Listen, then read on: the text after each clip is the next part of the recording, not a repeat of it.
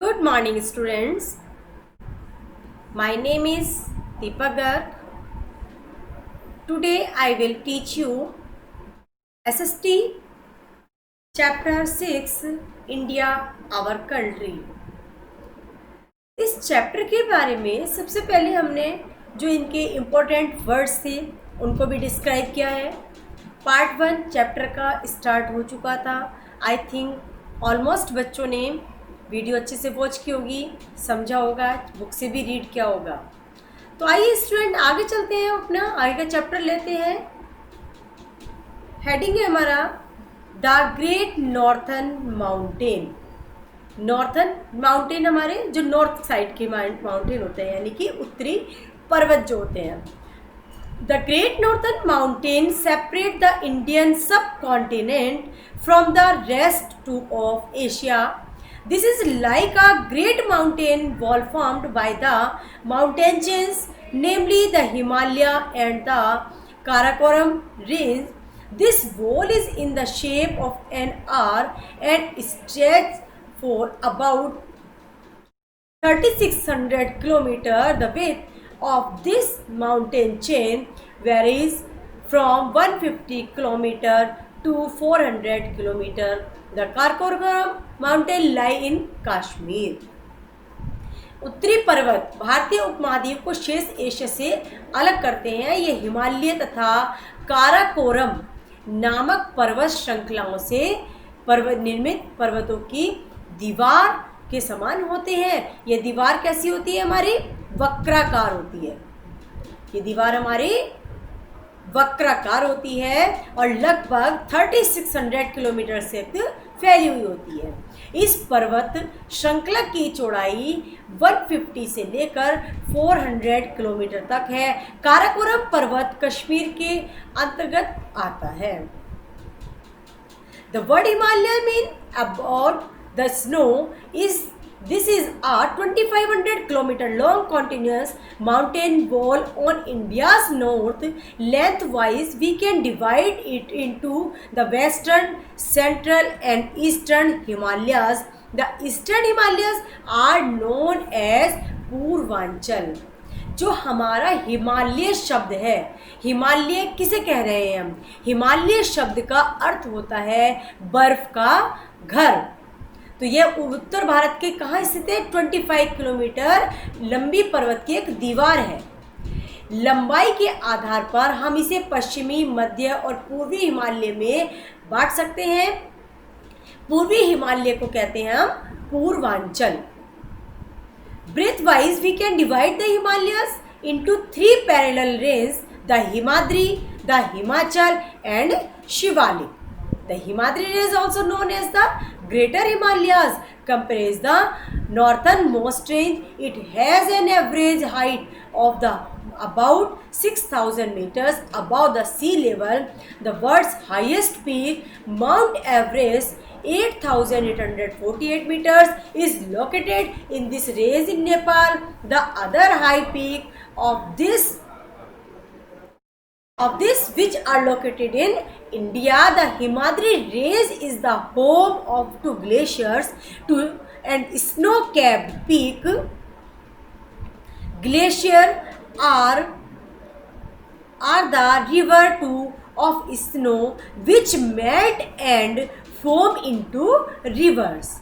The Ganga originates in the Gangotri glacier and the Yamuna is in the Yamunotri glacier. The Indus and the Brahmaputra rivers are also fed by the melting snow.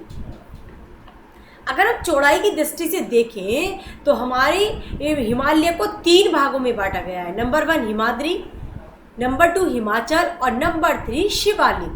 Himadri जो श्रेणी है, हिमाद्री श्रेणी को वृद्ध हिमालय भी कहते हैं। इसके अंतर्गत पर्वत श्रेणी आती है। इसकी औसत ऊंचाई समुद्र से 6000 मीटर की है। संसार की सबसे ऊंची चोटी है, उसका सबसे ऊंची चोटी होती है माउंट एवरेस्ट चोटी।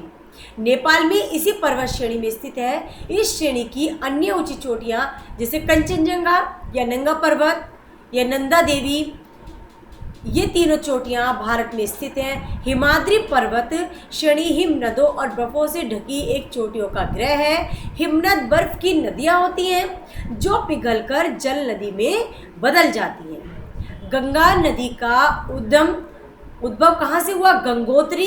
हिमनद तथा यमुना नदी का उद्भव यमुनोत्री से हुआ है। सिंधु तथा ब्रह्मपुत्र नदियों में भी जल बर्फ में पिघलने में आता है। The Himachal range lies to the south of the Himadri and is known as the Lesser or Middle Himalayas. Its mountain vary from 3700 meter to 4500 meters in height. Many of India's hill stations are situated here, like Srinagar, Shimla, Mussoorie, Nainital, and Darjeeling. The beautiful Kashmir, Kullu, and Kangra valleys are located in this range. Himachal श्रेणी हिमाद्री श्रेणी के दक्षिण में स्थित है और इसे मध्य हिमालय भी कहते हैं। इसके पर्वतों की ऊंचाई 37 मीटर से 45 मीटर तक है। भारत के कई प्रसिद्ध हिल स्टेशन जैसे श्रीनगर, शिमला, मसूरी, नैनीताल तथा दार्जिलिंग इसी पर्वत श्रेणी में स्थित हैं। काश्मीर, कुल्लू तथा कांगड़ा की सुंदर घाटियां भी इसी श्रेणी में स्थित हैं। Shivalik range is the southernmost range of the Himalaya. This is the lowest in height, which range between 900 meters to 1200 meters. It is this continuous range which lies on the northern borders of the Gangetic Plains and extend towards the east.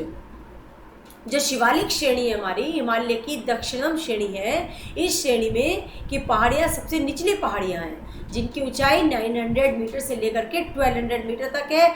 यह एक अनियमित श्रेणी है जो गंगा के मैदान के सीमांत क्षेत्र से पूर्व तक फैली हुई है। नेक्स्ट इंपॉर्टेंट पॉइंट आता है हमारा the great northern plains. Located to the south of the Great Northern Plains wall are the Great Northern Plains. These are the most fertile part of the world. The Northern Plains extend from the Satluj in the west to the Brahmaputra in the east and measure about 2500 kilometers. They are made up of silt brought by the rivers which originate in the Himalayas. This silt has made these plains very fertile. This silt is called alluvial soil.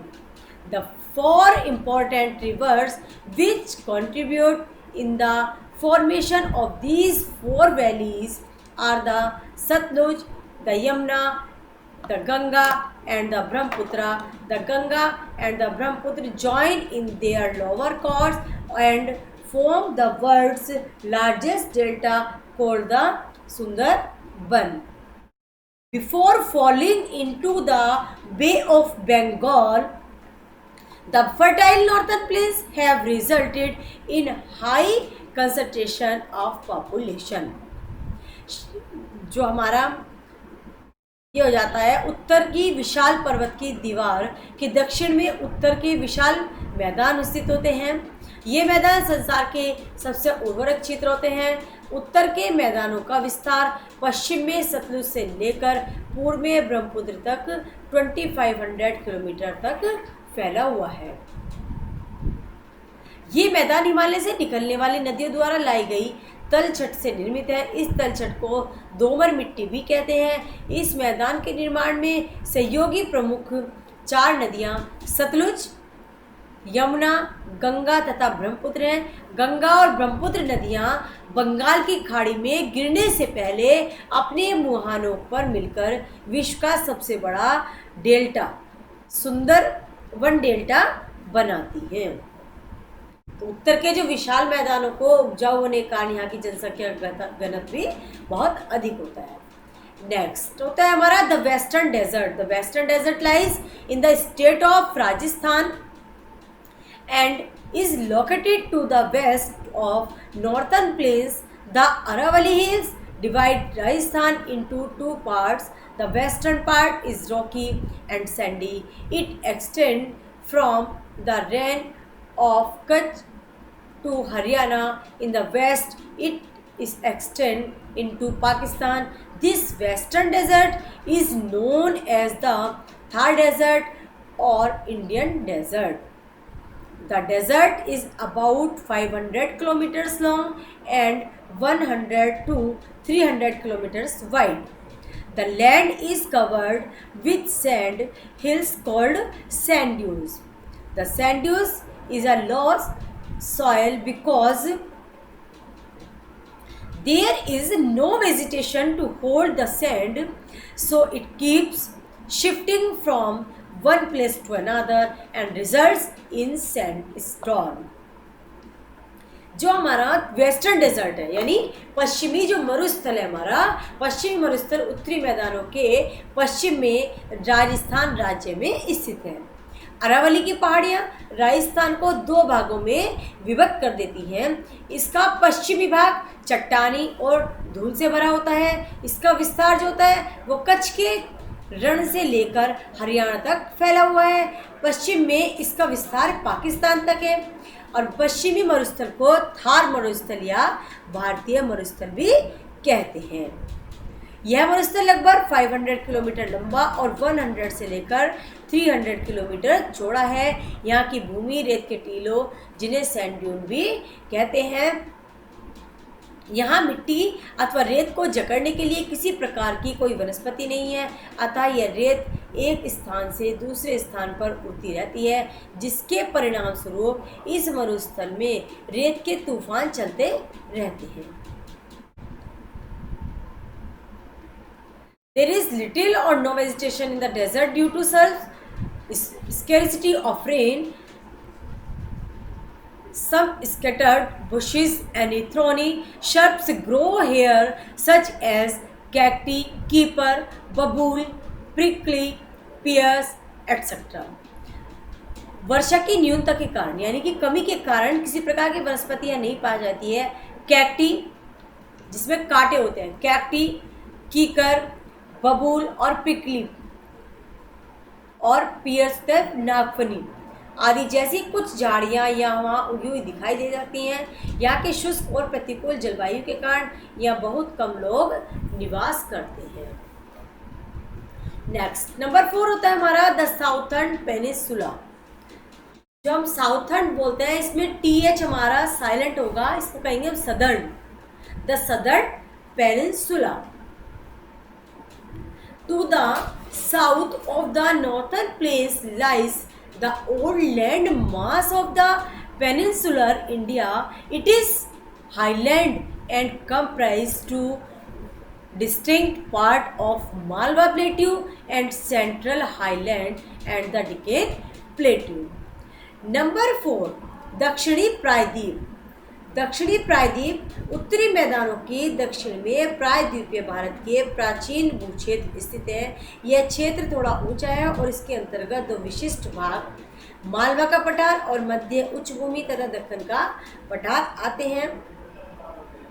जो मालवा का पठार है, मालवा पठार के अंतर्गत प्रायद्वीप भारत का उत्तरी भाग आता है। यह उत्तर पश्चिम से अरावली की पहाड़ियों तथा दक्षिण से विंध्य की पहाड़ियों से घिरा हुआ है। अरावली और विंध्य दोनों ही प्राचीन पर्वतमालाएं हैं जो पठार के किनारों का निर्माण करती हैं। जो पठार के किनारों का निर्माण करती हैं। The Deccan Plateau is almost triangular in shape. जो दक्कन का पठार होता है वो हमारा त्रिभुजाकार आकार में होता है, त्रिभुज शेप में यानी कि 3 भुजाओं वाले में। It extends from the Satpura Hills in the north, Kanyakumari in the south. On its western sides are located the Western Ghats, which are formed the Sahyadri and Nilgiri, the Annamalai and the Cardamom Hills. The Western Ghat run along of Arabian Sea and their height increase towards the south.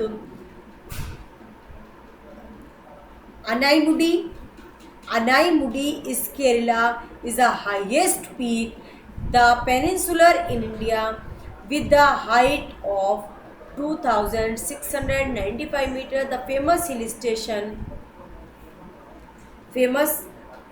station Udgam Mandalam, former known as Ooty, is located in the Nilgiri Hills. जो दक्कन का पठार है वो त्रिभुजाकार shape में होता है। यह उत्तर के में सतपुड़ा की पहाड़ियों से लेकर के दक्षिण में कन्याकुमारी तक फैला हुआ है। केरल में अनाईमुडी जिसकी ऊंचाई 2695 किलोमीटर है। प्रायद्वीप भारत की सबसे छोटी चोटी है। प्रसिद्ध हिल स्टेशन उद्गम मंडल ऊटी नीलगिरी पहाड़ियों में स्थित है। The Deccan plateau gradually slopes toward the east to the Bay of Bengal. The Eastern Ghat has discontinuous hills and are called the Mahendragiri. The Deccan Plateau has rich black soil which is very fertile for the cotton crop. This has made Maharashtra and parts of Gujarat and Karnataka a cotton belt in India. This region is rich in mineral wealth. Also, the important minerals being iron ore, mica and gold. The gold mines in Kolkata, Karnataka are famous. दक्षिण के पठार की उर्वरक काली मिट्टी कपास की कृषि के लिए बहुत उपयोगी है। इसके कारण महाराष्ट्र, गुजरात और भारत की कपास पट्टिका बन गए हैं जहाँ देश की सबसे अधिक कपास उगाई जाती है। यह क्षेत्र खनिज संसाधनों में संपन्न है। यहाँ के मुख्य खनिज लौह, अयस्क, माइका और सोना है। कोलार कर्नाटक की सोने की खानें बहुत प्रसिद्ध है। The coastal lines in the peninsular India measures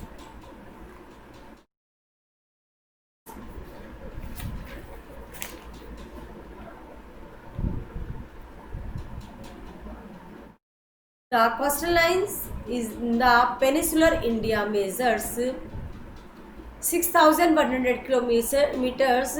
It is a long an arrow strip and all along the sea. The hills comprising the Western Ghat and the Eastern Ghat gradually slope toward the ocean and form into the plains. The coastal plain are wider in the eastern side as compared to the western side. जो प्रायद्वीप होते हैं हमारे coastal planes, तटवर्ती मैदान, जो प्रायद्वीपीय भारत की तटवर्ती सीमा है वो हमारी 6100 किलोमीटर लंबी है। समुद्र के किनारे यह एक लंबी और संकरीय मैदान पश्चिमी और पूर्वी घाटों की पहाड़ियों की तलहटी से समुद्र तक फैले हुए हैं। पूर्वी तटवर्ती मैदान पश्चिमी की अपेक्षा अधिक चौड़े होते हैं। तो द पश्चिमी तटवर्ती मैदान अरब सागर के किनारे स्थित हैं और कच्छ के कारण रण से केरल के दक्षिण तक फैले हुए हैं। नदियां तापी और नर्मदा हैं। पूर्वी तटवर्ती मैदान बंगाल की खाड़ी के किनारे स्थित है। यहाँ की 4 प्रमुख नदियां हैं, कृष्णा, गोदावरी, कावेरी और महानदी। ये यहाँ की मेन प्रमुख नदियां हैं, महानदी, गोदावरी, कृष्णा और कावेरी। नेक्स्ट पॉइंट अब आता आइलैंड नंबर 5 यानी द्वीप समूह। The 2 island group in India are Andaman and Nicobar island in the Bay of Bengal and the Lakshadweep island in the Arabian Sea. Bharat के 2 द्वीप समूह बंगाल की खाड़ी में स्थित अंडमान और निकोबार द्वीप समूह तथा अरब सागर में स्थित लक्षद्वीप समूह हैं। The Andaman and Nicobar Island are in the form of cluster. The northern cluster of island is known as the Andaman Island and the southern cluster known as the Nicobar Island. Many of these islands are very small and uninhabited. The Lakshadweep is a group of coral islands in the Arabian Sea, about 300 kilometers west of Kerala coast. All of these are very small and some of these are uninhabited. जो अंडमान निकोबार द्वीप समूह के झुंड है, हमारे द्वीपों का उत्तरी झुंड अंडमान तथा दक्षिणी झुंड निकोबार कहलाता है। इनमें से बहुत से द्वीप बहुत ही छोटे होते हैं और वहाँ कोई निवास भी नहीं करता है। लक्षद्वीप समूह केरल तट से लगभग 300 किलोमीटर दूर अरब सागर में प्रवाल द्वीपों का समूह है। इसके सभी द्वीप बहुत छोटे हैं और उनमें से कुछ पर कोई निवास नहीं करता।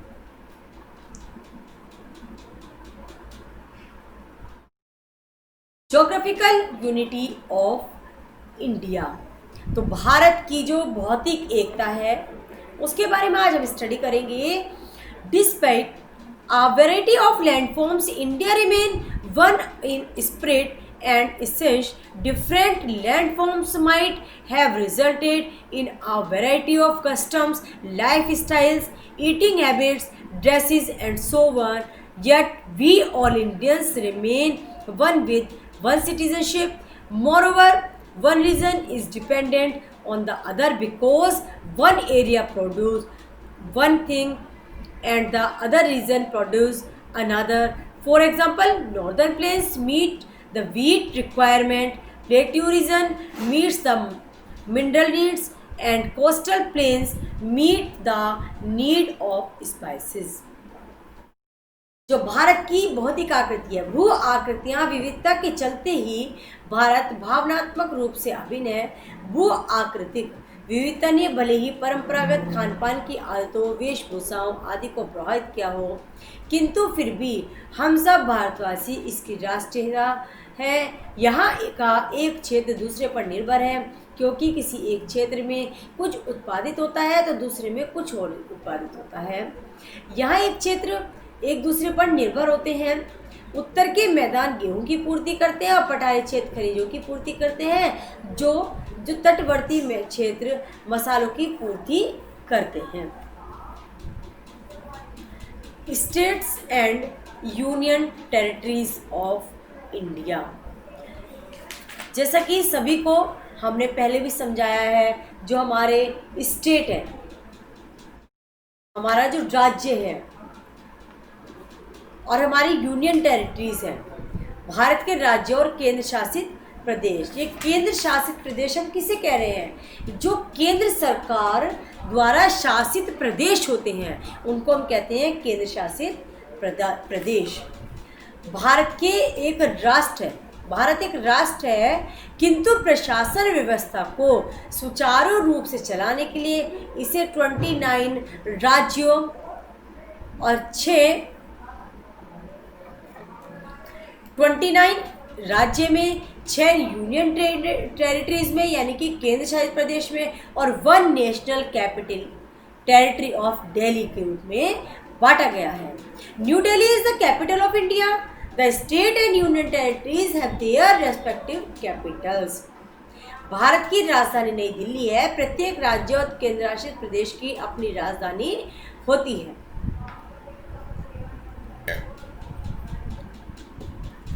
स्टूडेंट्स, आप सभी को चैप्टर समझने के लिए अच्छे से वीडियो को वॉच करना है, बुक से स्टडी करनी है। Thank you everyone.